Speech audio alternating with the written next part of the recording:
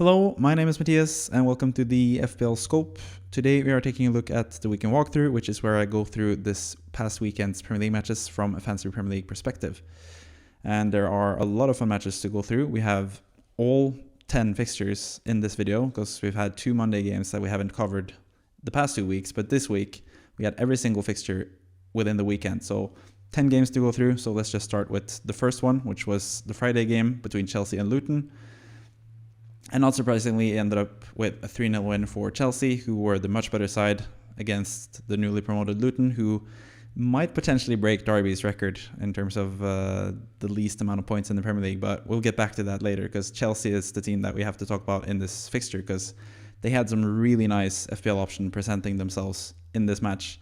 One of them is Sterling, who was the main man in this game, scored a beautiful opening goal for Chelsea. Scored a second goal in the second half as well. Both goals assisted by Malo Gusto, who is a 4.0 defender in FPL. And he's also really good value, but he also might be someone blocking the triple Chelsea that is the best currently, and that would be, for me, Chilwell in defense, because he's even more attacking than Gusto and had better numbers, underlying numbers this game as well. Then you have Sterling, and then you also have Nicholas Jackson, who I'll get to pretty soon. But Sterling, first of all, looks amazing. He looks back to his best. As you can see in the notes there, I've written 200 plus, 200 plus, 200 plus. And that's because Sterling previously has had 3 200 plus seasons in a row while he was playing for City. But he looks back to that type of form now. And while he does play for a slightly lesser side, Chelsea have proven that they are a really good side as well. They have scored quite a few goals. They did lose in Game Week 2, but that was against one of the best teams in the league. We'll get to that eventually as well. But yeah, Sterling especially was absolutely amazing for 7.0. He's 7.1 now in FPL.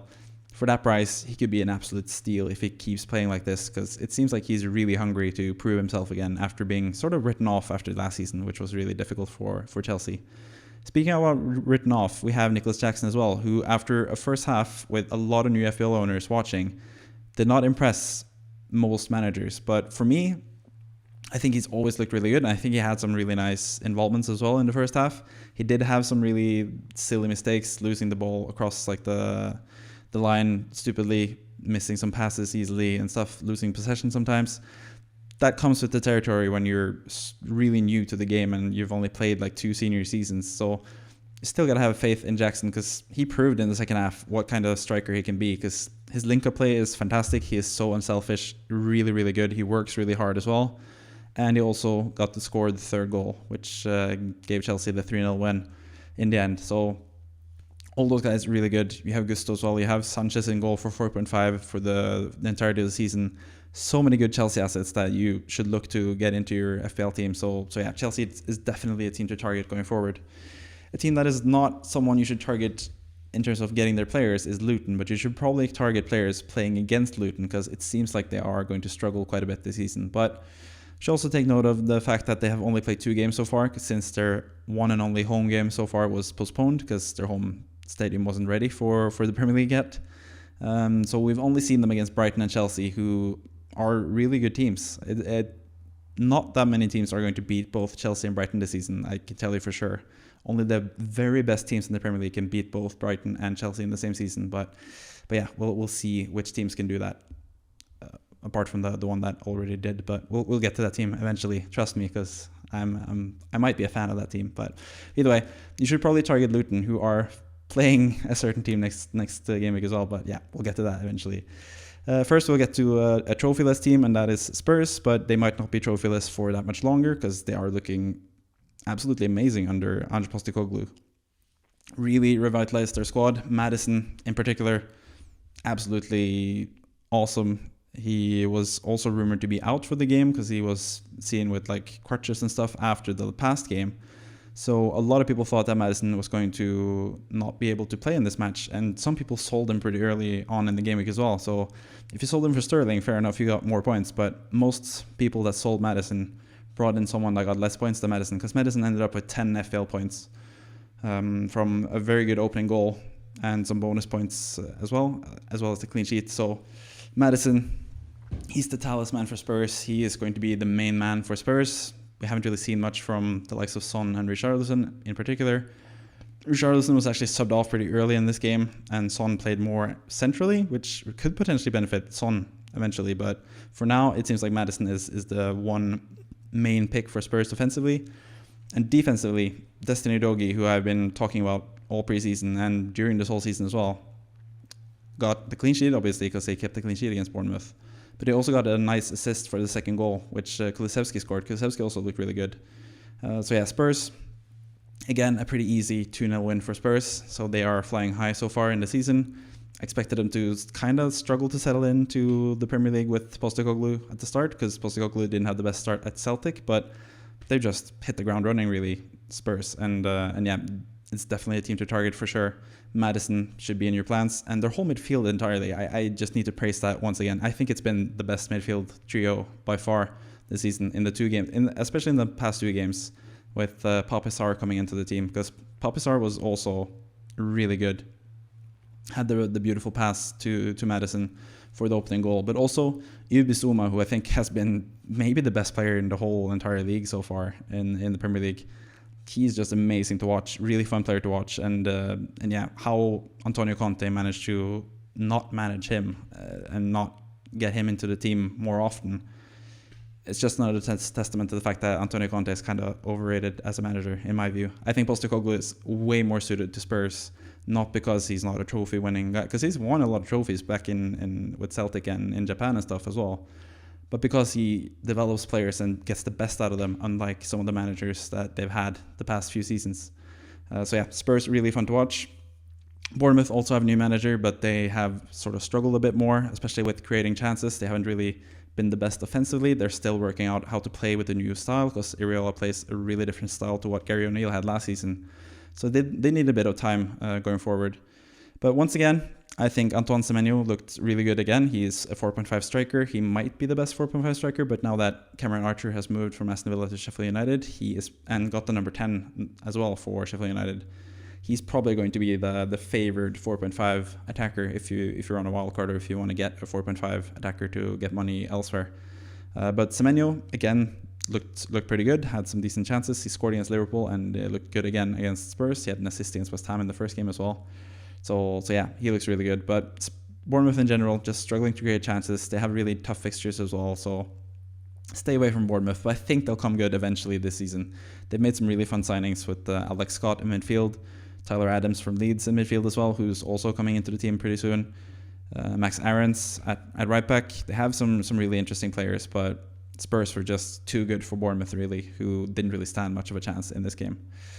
Moving on, we have Everton against Wolves, and I predicted a 0-0 scoreline in this game, and it kind of looked like it was going to go that way for quite a bit of the match, because both these teams just can't score their chances, and especially Everton, who once again had several chances. I don't really understand why the XG is only 1.20, because they seem to have so many huge chances that I'm really surprised about that expected goal number. But Tarkowski had a really good chance. He hit the side netting. I think Danjuma had a really good chance to start the game as well, but I think that would have been offside. It was just like a heavy flag. But he was one-on-one with the goalkeeper and once again showed that Everton are struggling with finishing. He shot the ball, and Jose Sa, who we're going to get to eventually as well in this match, made a really good save. Everton also had a goal disallowed for offside.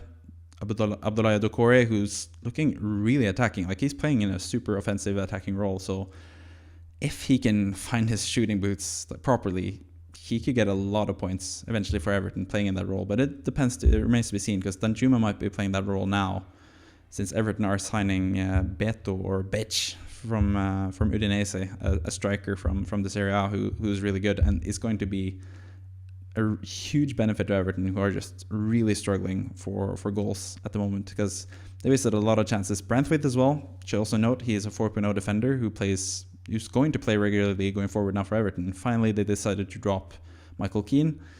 Brentford had a really good chance to score as well after a rebound in the second half, but he didn't manage to score either. Doucouré had another shot missed as well in the game, and Everton just in general missed a lot of big chances. And then finally Wolverhampton managed to secure the win. Doucouré, by the way, the Doucouré header that he missed was kind of a bad header from Doucouré. He should have just put it past the goalkeeper anyway, but even with the bad finish, it looked like it was going into the goal, but Jose Sa pulled out an amazing save and once again proved that he is actually a really good goalkeeper for Wolves. So, and that proved to be decisive as well for Wolves because they actually got the winning goal towards the end. Sasa Kalajic, who was out for all of last season after getting injured in the first game, tearing his ACL in the first match of last season, got his sweet defining moment so far in his Wolves career, scoring a goal. I think he's about 6'5" or 6'6" or something. And yeah, beautiful cross by Pedro Nic. And Kalajic was in the box to just easily header it past Jordan Pickford, who I know a lot of you guys have as a goalkeeper in FPL and are really annoyed at currently. But I think Everton can feel really hard done by with the 2 home matches so far against Fulham and against Wolverhampton. They've been the better side in both of those matches, but they just haven't been able to score and have lost both matches, on top of getting destroyed by Aston Villa away in Game Week 2 as well. So Everton might actually go down, but I still think they have so much talent in the squad. They have a lot of injuries. I think Everton will come good eventually.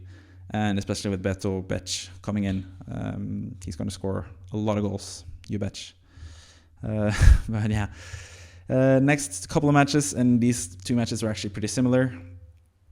We had Man United against Forest and Arsenal against Fulham, both the favorites in these matches. Man United and Arsenal went down early on in the match. Arsenal with a really silly mistake, some bad passes in their own half, and then Ramsdale just being completely caught out. But we'll get to Arsenal eventually. But Man United, Nottm Forest, let's do that game first because that's on the top of this list right now. Forest just straight away went into a 2-0 lead after like 10 minutes of the game. Taiwo Avaniyi once again scored a goal. He's scored now, 9 goals in the last 7 matches in the Premier League.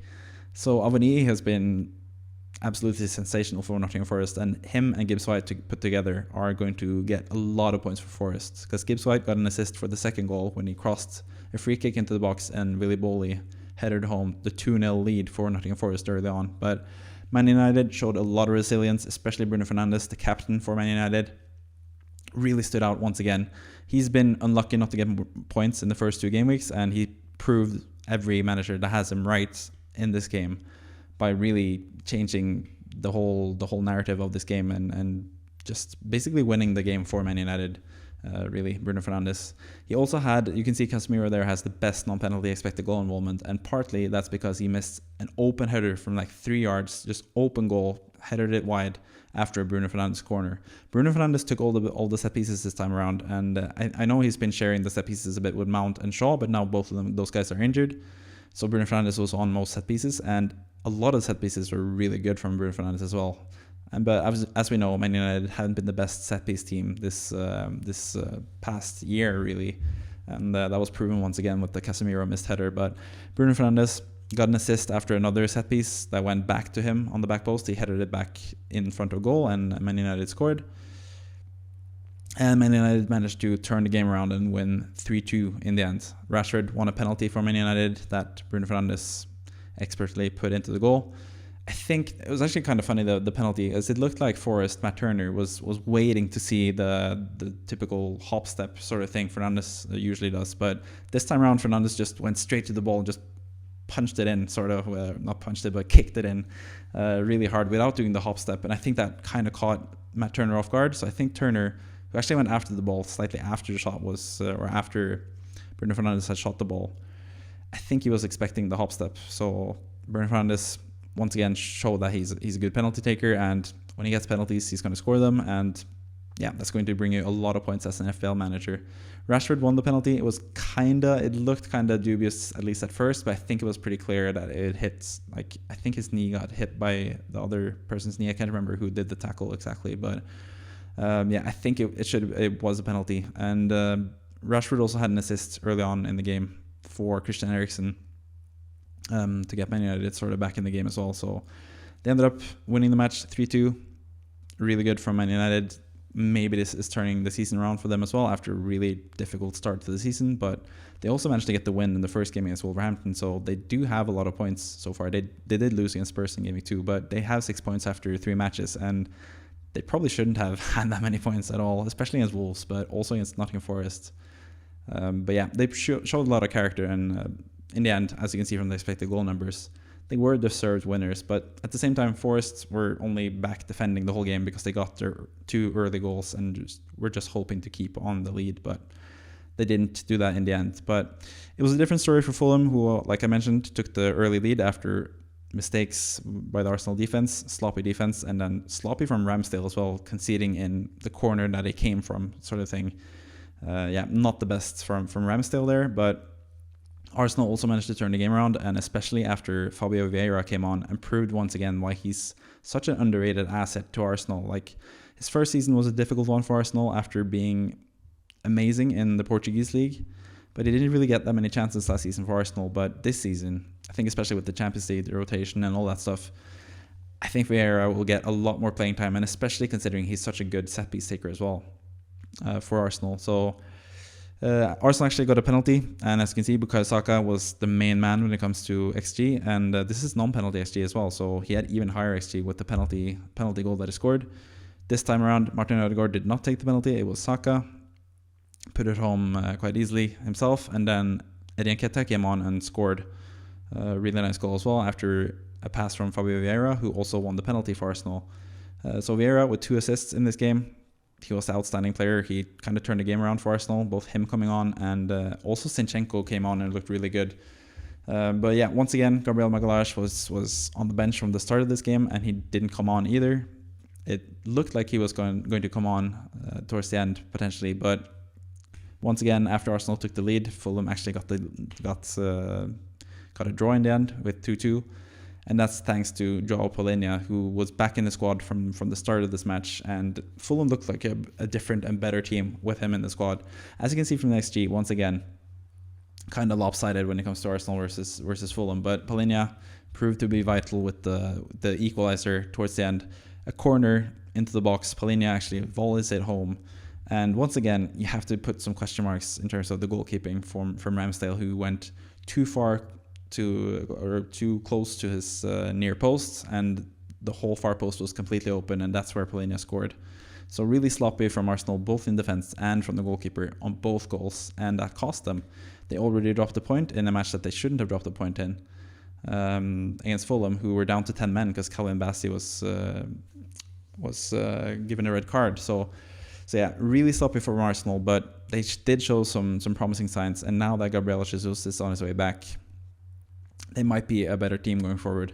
Gabriel Martinelli, I have to mention him as well. He is registered as one of the top 3 non-penalty expected goal involvement guys for Arsenal, or just in the game in general. But once again, sort of let down by Martinelli this time around. So it seems like he is a popular option to sell currently, and especially with the likes of Trossard playing now, Gabriel Jesus coming back, Fabio Vieira showing his worth, Martinelli's playing time is going to be less and less secure for Arsenal, I think. So yeah, I still think he's first choice, and I still think he looks pretty good actually as a player. It's just he hasn't really gotten it to work so far for Arsenal. And the same can be said for Kai Havertz, who looked just absolutely awful. Like, I don't understand. Like, Arsenal are changing their tactics completely to accommodate Havertz, and he's just been dreadful. Like, one of the worst players in the league so far. And I know it's kind of bad to pile on to guys who have already gotten a bad reputation and stuff. And a lot of people are excited to see maybe Arteta will get something good out of him. But so far, no good for Havertz. But I do think he has a lot of qualities. He was really good with Leverkusen, so we should still give him some time. But currently, I think Fabio Vieira is perfect for that left centre mid role, like going forward and being sort of like the number 8 next to Odegaard. I think that's perfectly suited for Fabio Vieira, who is only 5.4 in FPL currently. So if he gets consistent playing time, he would be really good. But I think Havertz is still going to be played.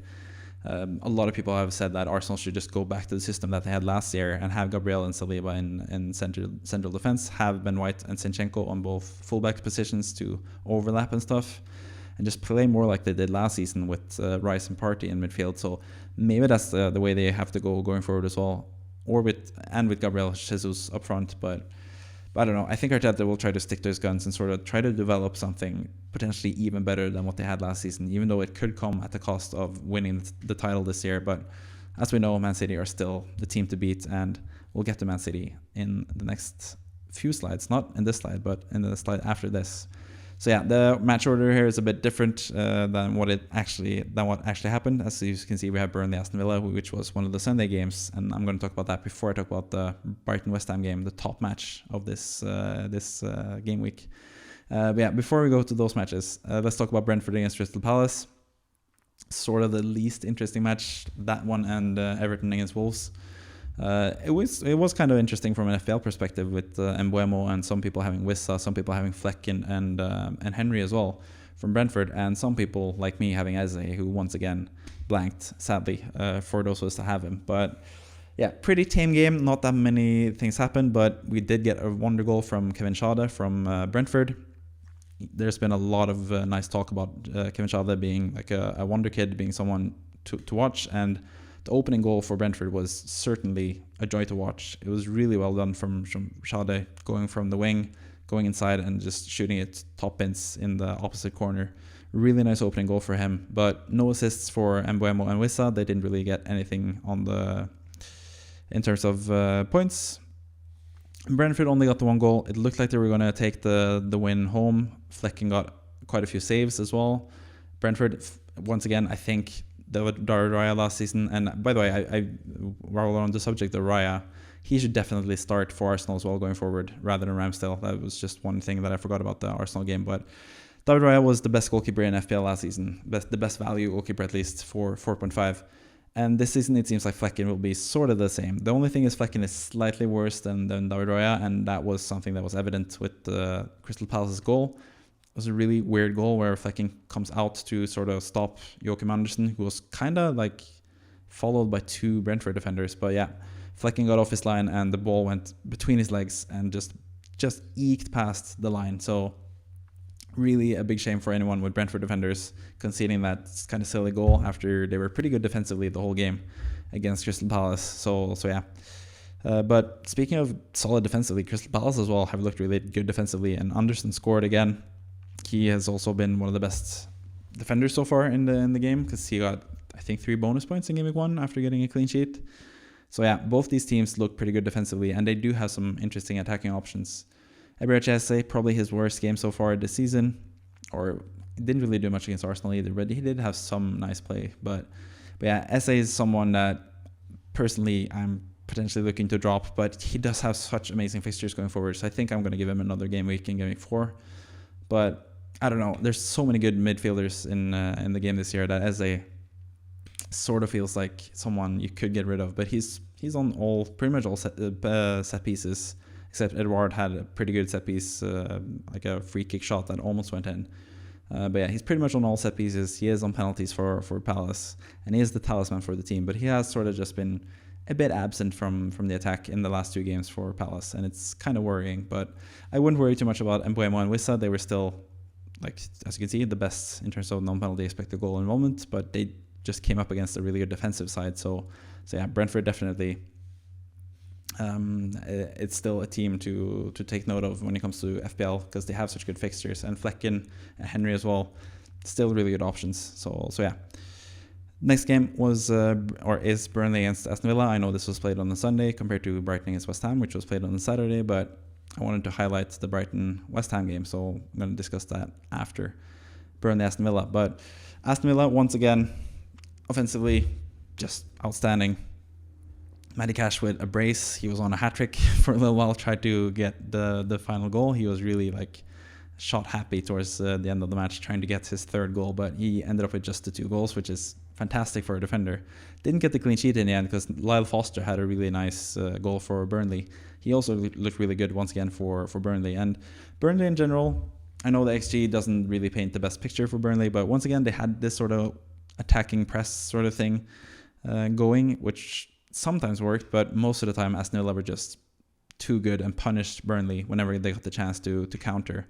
Matty Cash twice, really nice setup by Watkins. Pretty poor touch from Watkins, but he put the ball into the box, and Matty Cash made the run all from his own defense and was in the box and scored the opening goal. He scored the 2nd goal as well for Aston Villa, and then Diaby followed up with the 3rd goal for Aston Villa. Diaby had the assist actually for one of the opening goals. I think the opening goal, actually, or not the opening goal. One of the goals that Cash scored, Diaby set up as well. And Diaby, once again, goal and assists, bonus points, 2 bonus for him. He's looked really good for 6.5.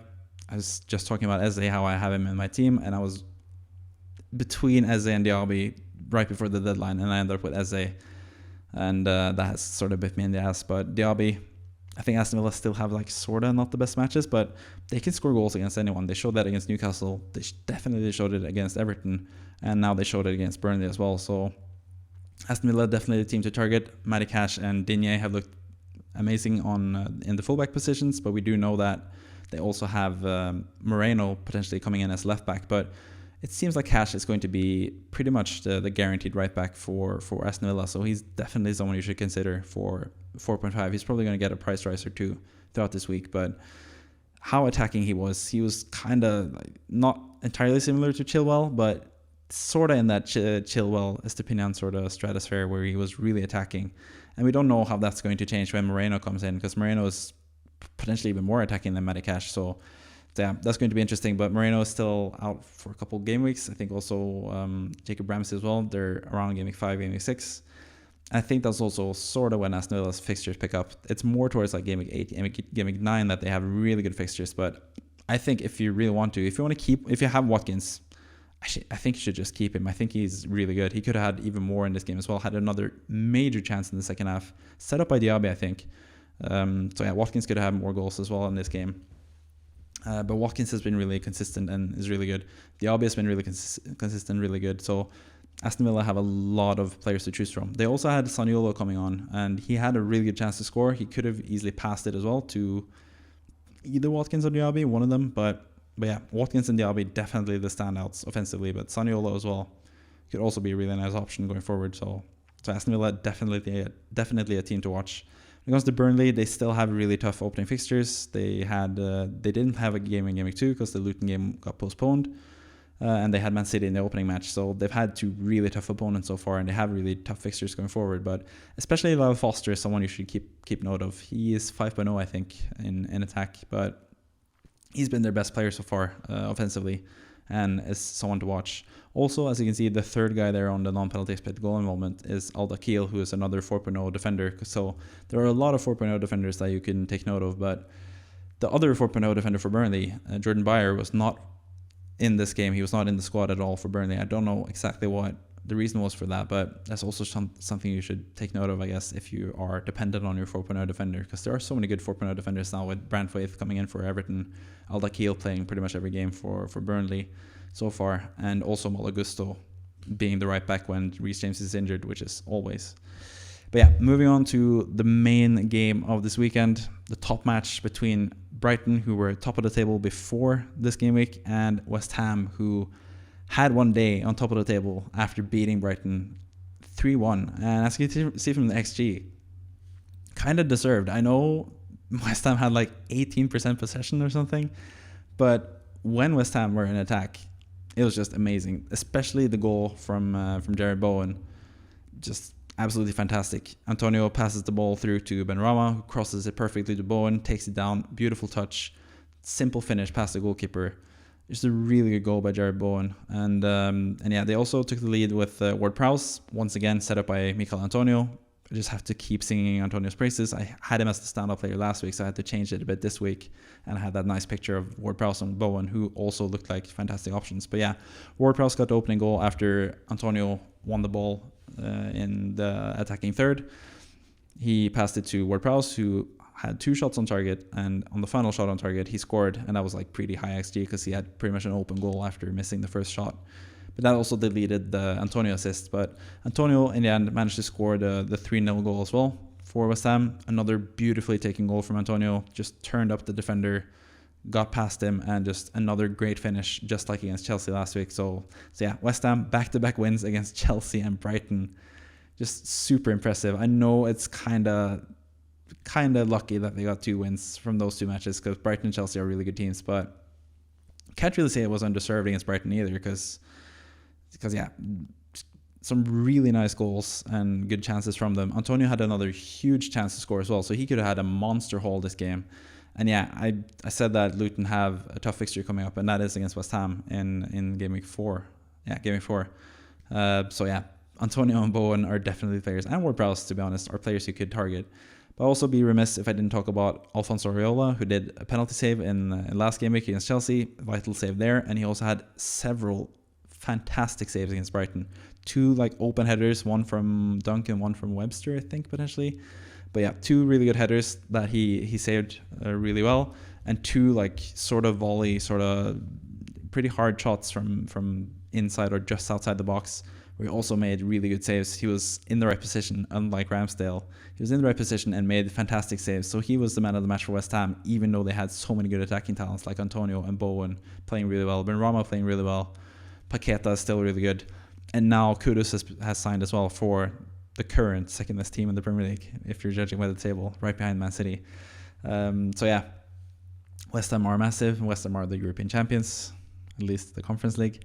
And they just look really good offensively, so might be back to their best after selling their best player in Declan Rice, but getting so many good players in return in Ward-Prowse, Edson Alvarez, who looked fantastic as well as the defensive midfielder, not an FPL option, but looked really good in this game.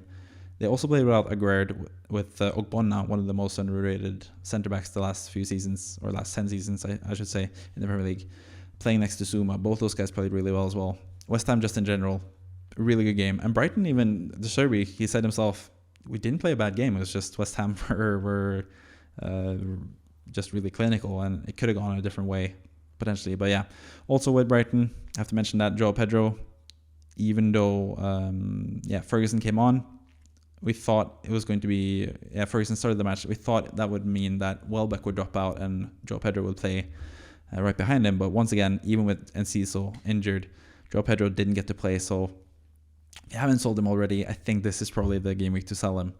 I sold him personally and got a different player in, which we'll touch on now with the next few players. So yeah, Sheffield United against Man City. Speaking of the player that I brought in, it is Julian Alvarez, and he ended up blanking in this game, but as you can see from the XG, he really shouldn't have. Had a huge chance that was saved by Fotheringham early on in this game after Haaland missed the shot right before. And then Alvarez won the penalty. He passed it into the box towards Haaland. Probably would have been an assist if it didn't hit the hand of John Egan, but that ended up being a penalty for Man City, which Haaland took, and he hit the post and out, so no assist for Alvarez there either.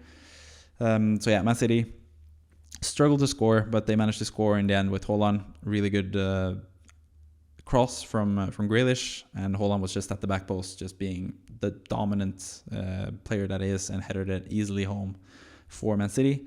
And that looked like it was going to be it, but then Sheffield United scored out of nowhere with Jayden Bogle, and that also led to Phil Foden coming on and blocking my 12 points from Udogie on the bench, but we're not going to talk about that in this video. But yeah, Foden came on, but Foden also got an assist. He almost got an assist to Alvarez just straight after coming on, where he passed it to Alvarez, who shot it over the bar from a pretty decent angle, or decent distance and angle. So yeah, he almost got an assist straight away, but then he got a sort of lucky assist for the winning goal for Rodri, which ended up being the winning goal for Man City, like I said, and that's 2-1, and that takes them up to the top of the table, where they're most likely going to stay because they still look like the best team in the league currently. Haaland missed the penalty, obviously, so didn't get the most points, got 4 points in the end, 8 points for those of us, meaning everyone that captained him, or pretty much everyone in the game, which has him as captain. So yeah, not the best. He ended up with the same points as Foden. Alvarez ended up blanking, but Alvarez once again looked really good. He had set pieces, he had some really nice link-up play. Maybe he's on penalties now since Haaland missed his penalty. But I still think Haaland has like a 90% scoring rate on penalties. So I still think Haaland is going to be pretty secure when it comes to penalties. But Alvarez in his own right is a really good penalty taker. So maybe he's on penalties. I sure hope so as an Alvarez owner myself. But yeah, Alvarez didn't really get the goals that he should have had. So ended up blanking. But Sheffield United, they actually defended pretty well in this game. They really limited Man City's chances, at least at the start of the game. Offensively, not really much going for them, but they did have that goal from Bogle. They also had another pretty huge chance from Ahmed Hosic after City had taken the 2-1 lead as well. But unlike Arsenal, Man City actually managed to keep hold of their 2-1 lead and managed to win the game. But yeah, the good thing for Sheffield United is 2 things. One thing is that they have Cameron Archer as a new striker. He's going to play next to Benny Traore probably, rather than McBurney. So he's going to be good for them. He's been really good for Middlesbrough on loan in the Championship, and also was really good in the under 21 Euros this summer. So I think he's going to be a really good striker for Sheffield United. And also the other thing that is good for Sheffield United is the fact that they get Everton at home in the next game week, which could be really good for them. That's probably the Archer versus Pickford thing is going to be interesting in terms of FPL. But yeah, Sheffield United still a team to stay away from. But yeah, they have Archer now for 4.5 as an attacker, so potentially the best 4.5 striker. He got the number 10 shirt as well. And then the final game of the game week, which is the most surprising one, to be honest, apart from the West Ham Brighton, I guess, and that is Newcastle against Liverpool, because this game had pretty much everything. A really strange game. But yeah, first of all, Trent Alexander-Arnold should have been sent off. Like, he threw the ball away, got a stupid yellow card, and then 1 minute later he stops Gordon on his way through on a counterattack. And sure, there was a Liverpool player right behind who potentially got the ball and stuff, but Arnold sort of just went for Gordon without thinking about the ball and stopped him in his tracks. Gordon did fall down pretty easily because I think he knew that Alexander-Arnold was on a yellow card, but I think if Alexander-Arnold didn't have a yellow card already, he would have gotten the first yellow card. But giving a second yellow card is much tougher than the first, and especially 5 minutes into the game. But in the end, Liverpool were down to 10 men because there was a really nice pass to Isak, who was on his way through, and Van Dijk just basically clipped the legs of Isak trying to get the ball. And he did get the ball, but he went through Isak to get it. So that was a clear sending off as well, for me at least. So Van Dijk got sent off, and that opened it up even more for Newcastle, who took the lead. Anthony Gordon, again, looking amazing. Harvey Barnes was brought in to be like the new left winger for Newcastle, but then Anthony Gordon has stepped up massively and deservedly plays on the left. So yeah, nice goal for him. He was actually a Liverpool player back in the day, like as a youth player. I think at the age of 11 or something, he was sort of cut by Liverpool. Went on to go to Everton, the Merseyside rival to Liverpool, and played pretty well there. Got a big move to Newcastle, and now he's actually looking like the talent that people have been raving about. And he's, just been really impressive. And I think Almiron also looked really impressive on the other wing as well for Newcastle, who had a really impressive game in a lot of ways. But then towards the end of the match, Liverpool didn't really create much at all in the second half. Then Darwin Núñez comes on, gets a goal from out of nowhere, kind of pretty poor from Botman. And the second goal as well, pretty poor from Botman. Both goals came from his side. Second goal especially, really nice from Núñez, and really nice from Mohamed Salah, who once again got an assist, once again got 5 points. He's averaging 5 points per game, 15 points in 3 matches, Salah.